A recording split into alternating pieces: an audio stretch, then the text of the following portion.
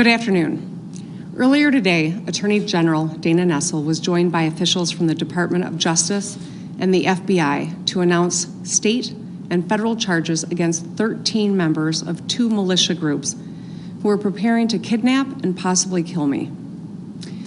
When I put my hand on the Bible and took the oath of office 22 months ago, I knew this job would be hard. But I'll be honest, I never could have imagined anything like this. I want to start by saying thank you to our law enforcement. Thank you to the fearless FBI agents. And thank you to the brave Michigan State Police troopers who participated in this operation, acting under the leadership of Colonel Joe Gasper. I also want to thank Attorney General Nessel and the U.S. Attorneys Burge and Schneider and their teams for pursuing criminal charges that hopefully will lead to convictions, bringing these sick and depraved men to justice. As a mom with 2 teenage daughters and 3 stepsons, my husband and I are eternally grateful to everyone who put themselves in harm's way to keep our family safe. 2020 has been a hard year for all of us. Hard for our doctors and nurses and truck drivers, grocery store workers. It's been hard for the teachers and students and parents. Hard for those who have had to stay isolated to stay safe. And it's not over yet. But here's what I know. We're Michiganders. We have grit, we have heart, and we are tough as hell. We made it through the Great Recession. We made it through auto bankruptcies. We made it through floods and polar vortexes. But none of us has faced a challenge like COVID-19, not in our lifetimes. I've said it many times, we are not one another's enemy. This virus is our enemy, and this enemy is relentless. It doesn't care if you're a Republican or a Democrat, young or old, rich or poor. It doesn't care if we're tired of it. It threatens us all, our lives, our families, our jobs, our businesses, our economy. It preys on our elderly and medically vulnerable residents. And it has exposed deep inequities in our society.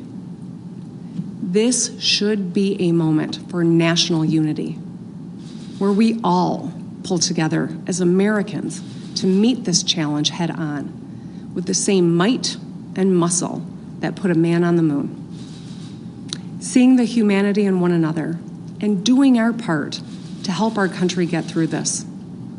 Instead, our head of state has spent the past 7 months denying science, ignoring his own health experts, stoking distrust, fomenting anger, and giving comfort to those who spread fear and hatred and division.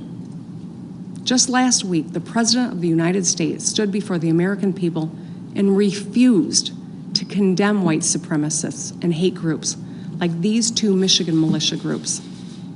Stand back and stand by, he told them. Stand back and stand by.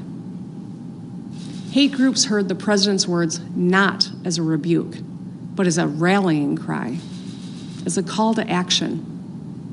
When our leaders speak, their words matter. They carry weight.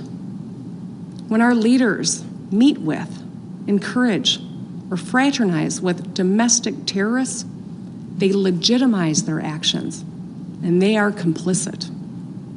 When they stoke and contribute to hate speech, they are complicit.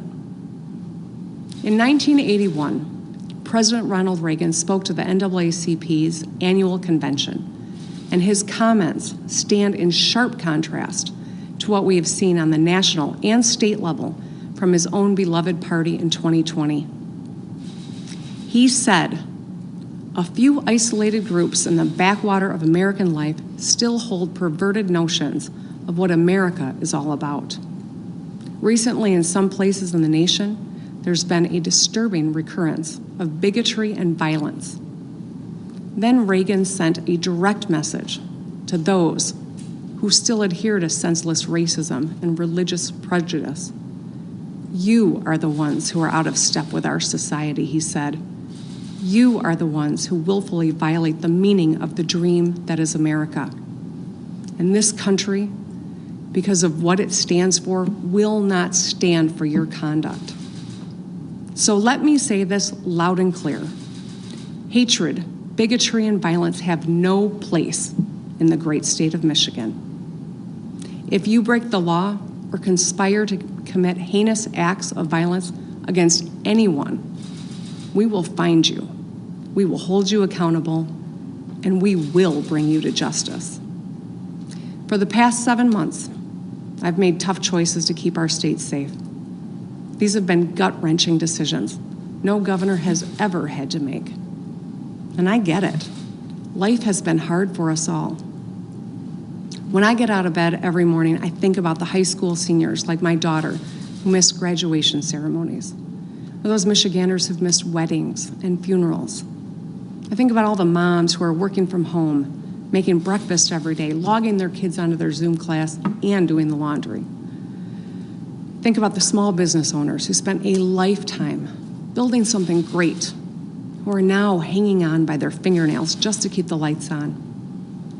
The disruption this virus has caused to our daily lives is immeasurable, and it has already taken the lives of more than 210,000 Americans, including over 6,800 right here in Michigan.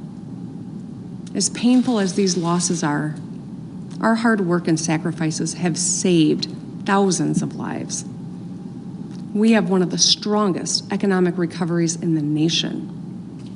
Make no mistake, there will be more hard days ahead. But I want the people of Michigan to know this.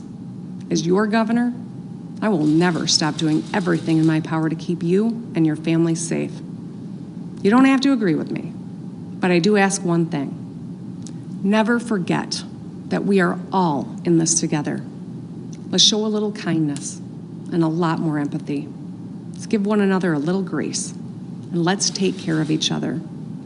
Wear your mask, stay 6 feet apart, wash your hands frequently, and look out for your neighbors. We are Michiganders. I know we can get through this. We will get through this. So let's get through it together. Thank you.